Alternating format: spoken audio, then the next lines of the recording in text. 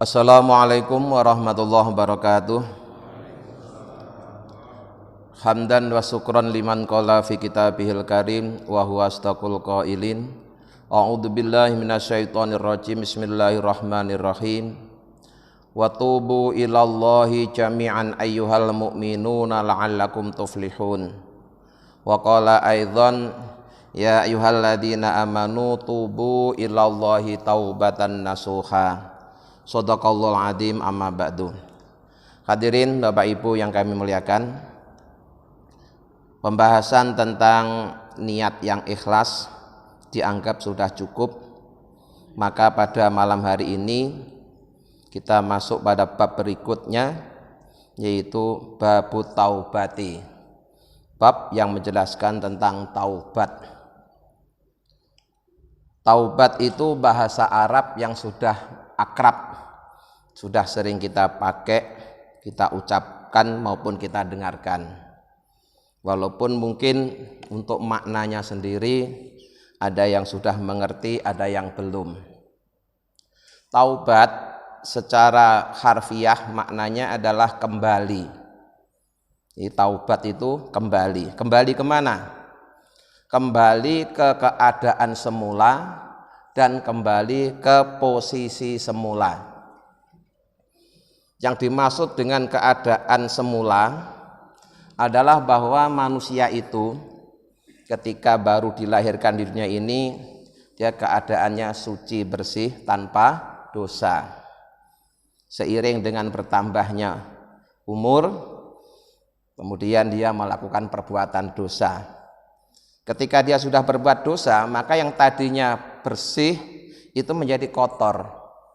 Karena setiap dosa yang kita lakukan itu akan meninggalkan titik hitam di dalam hati kita.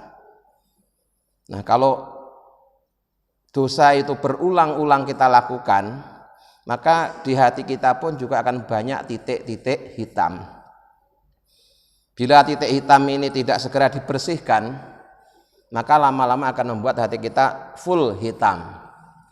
Sudah hitam semua, masih juga tidak bertaubat, maka hati itu akan mengeras sekeras batu. Kalau sudah seperti itu, sudah tidak mempan untuk dinasehati.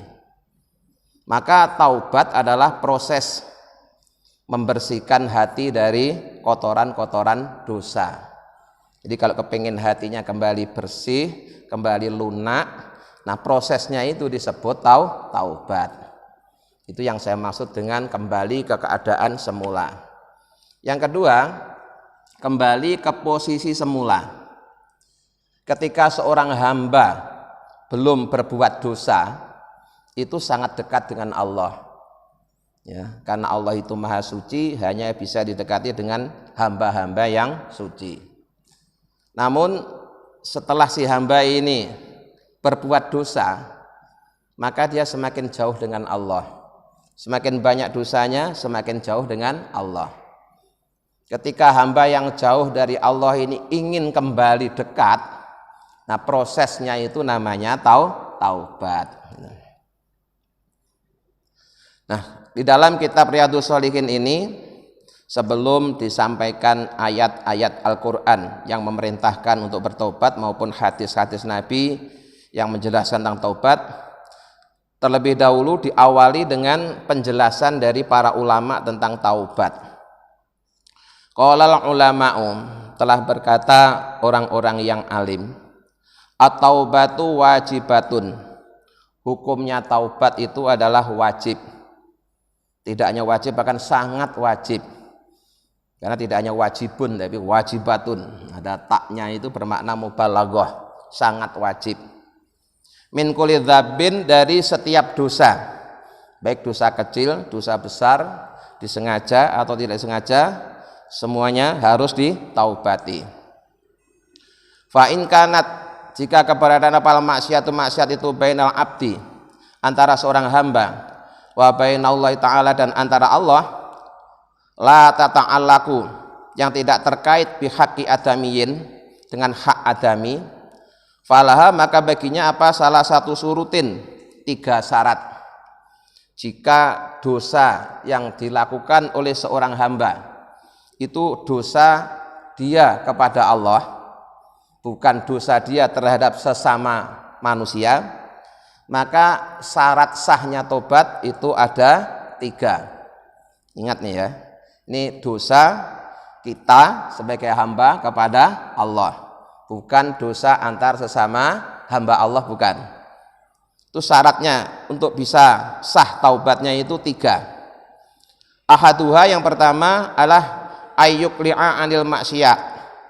Orang itu harus bertekad bulat untuk meninggalkan perbuatan maksiat. Jadi ketika orang taubat itu harus bertekad dia meninggalkan perbuatan maksiat, tidak ada rencana untuk mengulangi. Nah kalau terulang lagi gimana? Terulang lagi ya tobat lagi. Yang penting tidak ada unsur kesengajaan untuk mengulang. Jadi yang penting tidak ada unsur kesengajaan untuk mengulang. Jadi ketika taubat itu ya tekadnya tidak akan mengulang dosa yang sama. Kalau ternyata masih juga terulang, ya dia tobat lagi. Apa ada gunanya yang seperti itu? Tetap ada. Ya, tobat maksiat, tobat maksiat, tobat maksiat, itu asalkan maksiatnya tidak disengaja, itu tobatnya tetap berguna, Pak. Tinggal nanti orang itu berakhir ketika sedang taubat, apakah dia berakhir ketika sedang maksiat. Ya. Kalau dia berakhir dalam keadaan taubat, aman ya, seluruh dosanya telah diampuni. Kalau misalnya dia berakhir ketika sedang bermaksiat, gimana? Masih beruntung. Kenapa? Dosa yang dia bawa tinggal dosa terakhir yang belum ditaubati. Ya, tapi dosa-dosa yang kemarin sudah diampuni, tinggal dosa terakhir yang belum sempat ditaubati kemudian keburu mati. Nah itu aja yang harus dipertanggungjawabkan. Itu tetap ada untungnya ya. Tapi sekali lagi tidak boleh sengaja mempermainkan, sengaja untuk diulang, itu tidak boleh. Tapi namanya manusia, walaupun tidak ada niat mengulang, kadang kan terulang. Yang kedua, ala ayyandama ala fi'liha. Dia menyesal telah mendurhakai Allah. Bukan menyesali takdir, bukan ya. Kalau dengan takdirnya kita harus tetap ridho dengan keputusan Allah. Nah orang berbuat maksiat itu juga terjadi atas qadha qadarnya Allah. Cuma respon kita kalau ditakdir sebagai hamba yang berbuat maksiat atau berbuat dosa, bukan dengan syukur atau ikhlas, tapi dengan taubat. Jadi kalau Allah mentakdirkan kita berbuat dosa, maka di balik takdir terjadinya perbuatan dosa itu ada perintah untuk bertaubat. Ini yang perlu dipahami. Jangan malah ditakdirkan dosa malah bersyukur. Ya, keliru itu cara nangkapnya ya. Jadi menyesal telah mendurhakai Allah, padahal Allah telah banyak berbuat baik kepadanya.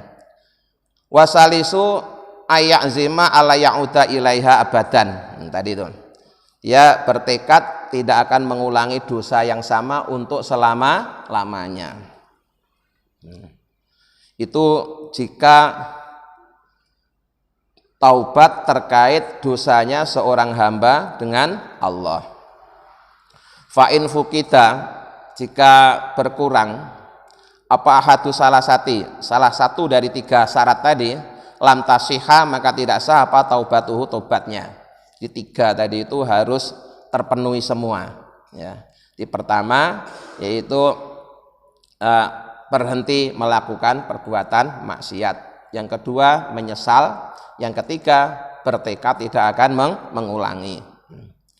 Itu jika dosanya dengan Allah. Wa in kanatil maksiatu, jika keberadaan maksiat itu tata'alaku terkait biadamiyin dengan sesama manusia, fasurutuha arba'atun, maka syarat sahnya taubat ada 4. Jadi bertobat dari dosa kita dengan Allah itu jauh lebih mudah dibanding dengan bertobat dari dosa kita terhadap sesama manusia.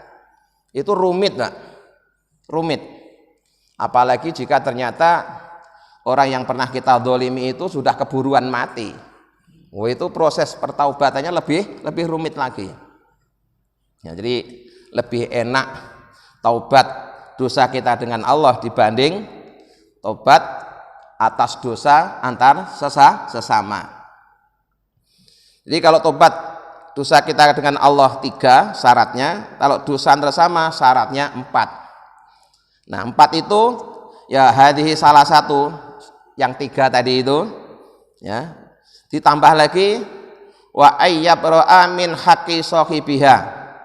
Orang itu harus berupaya menyelesaikan urusannya terhadap sesama manusia. Jadi di samping tadi ya, berhenti berbuat maksiat, menyesal, tidak akan mengulangi, karena ini terkait dengan sesama manusia, dia harus menyelesaikan urusannya dengan manusia itu. Tergantung kesalahannya apa atau dosanya apa. Fa in kanat malan, jika dosa kita terhadap sesama manusia itu terkait dengan harta, au nahwahu atau sejenisnya, raddahu ilaihi, maka syaratnya taubat, harta yang pernah kita ambil itu harus kita kembalikan. Harus dikembalikan.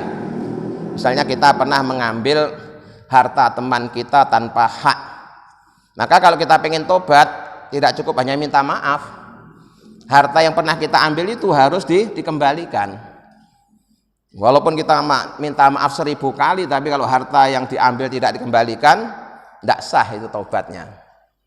Maka seorang koruptor di samping harus dipenjara, dihukum, hasil korupsinya harus disita. Kalau tidak disita, tidak sah itu taubatnya.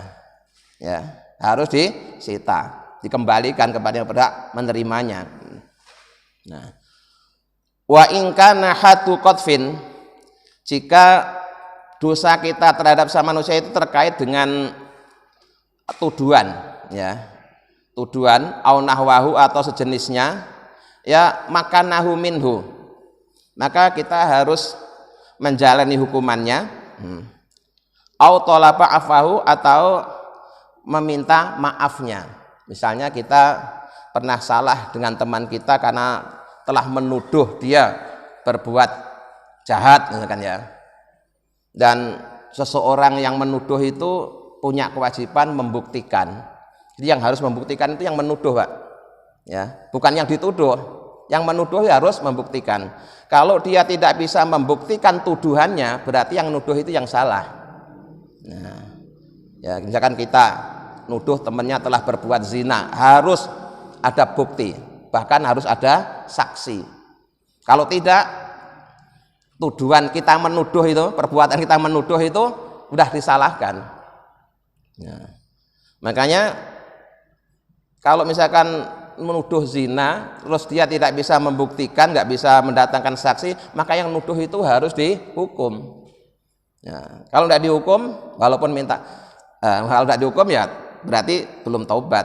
Atau kalau misalkan dia tidak dihukum, dia harus minta maaf kepada yang dituduh tadi. Ya, harus minta maaf. Ya, kalau orangnya masih hidup, orang dah mati gimana? Ya, kalau orangnya masih ada di Indonesia, kalau ternyata di luar negeri atau kita tidak tahu keberadaannya, sulit kan minta maaf. Nah, makanya kalau kita nonton TV, ya, kemudian di situ ada berita yang macam-macam, sebaiknya kita tidak usah ikut-ikutan berkomentar. Karena nanti apa? Minta maafnya repot. Ya, minta maafnya repot. Apa kita kenal dengan artis-artis di TV itu? Enggak kenal kan? Apa kita pernah ketemu dengan orang-orang yang dicaci maki di berita itu? Kita enggak kenal, enggak pernah ketemu, ikut-ikutan mencaci maki. Itu namanya kan kurang kerjaan tuh, kecipratan dosa orang seperti itu. Ya. Sementara kalau kita mau minta maaf, repot nyari orangnya. Ya, jadi sebaiknya kalau memang tidak ada sangkut pautnya dengan kita, ya enggak usah ikut-ikutan. Daripada cuma nambah-nambah dosa. Nah, orang sekarang kan merasa jadi pengamat semua, ya. Pengamat nasional, bahkan pengamat segala urusan, ya. Tidak hanya pengamat satu bidang. Sekarang ini banyak orang yang jadi pengamat segala urusan. Urusan agama dikomentari, urusan hukum dikomentari, pendidikan dikomentari, semuanya dikomentari. Ya. Kadang tidak komentar lewat mulut, lewat tulisan. Ya, lewat tulisan. Dan memang kita dipancing untuk komentar. Ditayangkan atau diposting satu berita, terus silahkan berkomentar. Kita kenal enggak, ketemu enggak, ikut ngomentarin. Kalau ternyata komentar kita salah, repot kita minta maafnya. Ya, repot minta maafnya. Maka tahan diri, ya. Kendalikan jari-jarimu. Nah, kendalikan jari-jarimu karena itu ada pertanggungjawabannya di akhirat. Karena sekarang ini banyak, Pak. Orang kalau disuruh ngomong nggak bisa, tapi kalau komentar lewat tulisan, wah galaknya bukan main. Ya, makanya itu harus direm, ya, karena setiap apa yang kita lakukan itu ada pertanggungjawaban di hadapan Allah. Sehingga kalau sekiranya merugikan kita, ya ndak usah ikut-ikutan. Nah, wa in kana ghibatan, ya, istahalahu minha. Kalau dosa kita itu terkait dengan kita menggibah. Menggibah itu membicarakan keburukannya. Ya, membicarakan keburukannya. Ikut-ikutan ngomentari, dasar sih memang iya itu bapaknya dulu juga begitu, itu kakeknya dulu begitu, Jadi nggak ada sangkut pautnya malah rentetin dia. Ngait-ngaitkan dengan yang lainnya, itu kan orang kurang kerjaan itu. Ya. Jadi ghibah itu keburukannya itu digambarkan seperti orang yang makan bangkai saudaranya. Ya, makan bangkai saudaranya. Jadi kalau kita pagi-pagi sudah nonton TV dengerin orang ghibah, itu ya sarapan pagi dengan bangkai. Nanti siang hari nonton TV acaranya ghibah lagi, dinikmati lagi, makan siangnya bangkai. Sore nonton TV pas acara ghibah lagi, dinikmati lagi, yaitu makan sorenya bangkai. Jadi kita ini manusia kebanyakan makan bangkai, rugi, ya, rugi. Makanya kendalikan, tidak ada untungnya. Jadi kalau kita pernah menggibah seseorang, kita harus minta halalnya orang yang kita gibahi itu. Kita datangin dia, mohon maaf, saya pernah menggibahkan kamu bahwa kamu begini-begini, ternyata tidak, saya minta maaf, harus gitu. Nah, lalu orangnya masih hidup dan dekat dengan rumah kita kan enak, kita datangin ke rumahnya. Nah, karena lihat di televisi, ya, nggak kenal, nggak tahu rumahnya mana, nah, cuma nambahin dosa. Belum lagi nanti kalau sudah mati. Nah, wajibu dan wajib apa ya tobat min jami'id dzunubi, dari semua dosa. Jadi kalau tobat itu tidak boleh tanggung-tanggung. Jadi tobat ya semua min jami'id dzunub. Nah, dari semua dosa. Nah, jadi kalau minta ampun kepada Allah itu ya mintalah ampun atas segala dosa. Tidak usah disebutkan dosa ini, dosa ini, dosa ini kebanyakan. Tapi semuanya, ya, semuanya minta untuk dimaafkan. Fa in taba, maka jika seorang itu bertobat mimba dia dari sebagian dosa, sokat ya sah, taubatuhu, tobatnya sah. Inta ahlil haqi, menurut ahli kebenaran, min dzalika dzambi, ya dari dosa yang ditaubati itu saja. Tapi wabaqiya alaihil baqi, yang tidak ditaubati tetap tersisa. Jadi misalkan kita punya dosa 10 macam, terus yang kita taubati cuma 9, ya sah, taubat 9 itu sah. Tapi yang satu ini karena belum ditaubati, maka yang satu ini menjadi sisa dosa yang nanti harus dipertanggungjawabkan di hadapan Allah. Nah, wa qad tadhaharat, dan sungguh benar-benar saling mendukung apa dalailul kitabi, beberapa dalil Al-Qur'an, was sunnati, dan dalil sunnah. Ya, maksudnya sunnah itu hadis, bukan hukum sunnah. Ya, kita kalau ngaji hadis kemudian mendengar kalimat sunnah, itu maknanya adalah perbuatan, ucapan, dan ketetapan Rasulullah. Ya. Bukan sunnah hukum sunnah. Tapi kalau ngaji fikih itu ada hukum sunnah, ada hukum wajib, ada hukum makruh, ada mubah, ada haram gitu. Jadi sama-sama kalimatnya sunnah, itu beda pengertiannya. Nanti dalam ucapan sehari-hari kata-kata sunat itu juga beda lagi. Si fulan telah disunat, itu maknanya di khitan, beda lagi, ya. Maka ngaji kitab itu kita harus pertama ada gurunya, yang kedua harus membaca sarahnya. Jadi kalau Al-Quran itu ada tafsirnya, kalau hadis ada sarahnya. Sarahnya itu penjelasannya, penjelasan dari ulama yang memang ahli di bidangnya. Kalau kita baca hadis tidak membaca penjelasannya dari ulama, nanti kita jelasin sendiri pakai pikiran kita sendiri, dan itu kemungkinan keliru, ya, kemungkinan sangat keliru. Nah, jadi kalau kita ngaji hadis kemudian ada kalimat sunnah, maknanya adalah perbuatan, ucapan, dan ketetapan Rasulullah. Kalau ngaji fikih, sunnah itu adalah hukum sunnah yang bila dikerjakan dapat pahala, ditinggalkan tidak berdosa. Jadi terkait dengan taubat ini dalilnya saling mendukung, baik dari Al-Quran, hadis, wa ijma'il ummati, dan ijma'nya para ulama. Jadi walaupun Nabi nyebutnya umat, tapi maksudnya adalah ulama.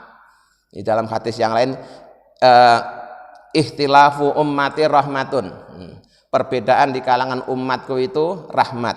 Itu maksudnya bukan umat orang-orang biasa, tapi umat bermakna ulama. Ala wujubi taubati, atas wajibnya taubat. Jadi terkait dengan hukum wajibnya taubat itu dalilnya saling mendukung, baik dari Al-Quran, hadis, maupun ijma'nya para ulama.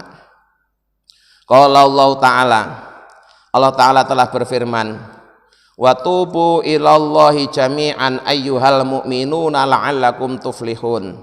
Wa tubu, dan bertobatlah kalian semua, kembalilah kalian semua, ilallahi, kepada Allah, jami'an, semuanya, ya. Jadi yang diperintahkan untuk kembali ke Allah, diperintahkan untuk bertobat itu siapa? Semuanya. Semuanya siapa? Ayyuhal mu'minuna, wahai orang-orang yang beriman. Semua orang yang beriman itu diperintahkan oleh Allah untuk bertaubat. Artinya yang wajib bertobat itu bukan hanya yang belum soleh, Pak. Yang sudah soleh pun tetap wajib tobat, ya. Tentu saja nanti tobat dari apa, itu beda, ya. Ini sama-sama orang beriman, yang satu sudah soleh, yang satu belum soleh, semuanya tetap wajib tobat. Cuma tobat dari apa, itu ada rinciannya. Makanya dalam kitab Minahus Saniyah itu sering saya sampaikan melalui khutbah Jumat, bahwa tobat itu ada 8 tingkatan, ya. Tobat itu ada 8 tingkatan. Itu meliputi tobatnya orang awam, tobatnya orang khos, dan tobatnya orang yang khawasul khawas. Tobatnya orang umum, tobatnya orang soleh, dan tobatnya orang-orang istimewa. Di orang-orang yang sudah istimewa pun tetap bertobat. Secara ringkas itu 8 itu gini. Pertama, seseorang itu harus tobat dari dosa besar, ya. Kedua, tobat dari dosa kecil. Dosa kecil pun kalau tidak ditobati lama-lama juga menjadi besar. Ini tobatnya orang awam ini, ya. Dosa besar dan dosa kecil. Kemudian bertobat dari perbuatan yang makruh. Makruh itu tidak dosa, cuma dibenci, ya. Kemudian yang keempat, tobat dari yang tidak pantas, khilaful aula. Ini statusnya lebih ringan daripada makruh, ya. Khilaful aula ya nggak pantas lah, karena ada perbuatan-perbuatan yang kalau dilakukan oleh orang umum pantas, tapi kalau dilakukan oleh orang tua nggak pantas. Ada kan seperti itu. Ini kalau orang biasa ngelakuin perbuatan seperti itu pantas, tapi kalau ustadz nggak pantas kayak gitu, itu loh maksudnya. Itu pun juga harus ditaubati. Kemudian yang kelima, tobat ketika orang itu merasa telah menjadi orang baik, ya. Jadi ketika orang sudah berhasil tobat dari dosa besar, tobat dari dosa kecil, tobat dari makruh, khilaful aula, pasti kemudian muncul saya telah menjadi orang baik. Maka ketika muncul rasa seperti itu juga harus ditaubati lagi. Berarti kan sudah soleh tapi tetap bertobat. Terus yang keenam, ya, dia tobat dari merasa telah benar-benar taubat, ya, karena dia sudah berhasil menghilangkan merasa jadi orang baik, kemudian muncul saya telah menjadi hamba Allah yang benar-benar bertaubat. Itu pun juga harus ditaubati. Kenapa? Yang menilai benar itu kan kita, bukan Allah. Bisa jadi penilaian kita salah, maka juga harus ditaubati. Terus yang ketujuh, ya. Nah, ketujuh itu ketika di dalam hati kita terlintas perbuatan pikiran yang tidak diridhoi Allah, walaupun belum dalam bentuk perbuatan, masih lintasan hati saja, juga harus ditaubati. Kemudian juga harus bertobat dari merasa telah menjadi orang terpilih, tidak ada bandingannya. Nah, ini penyakit-penyakitnya orang soleh ini.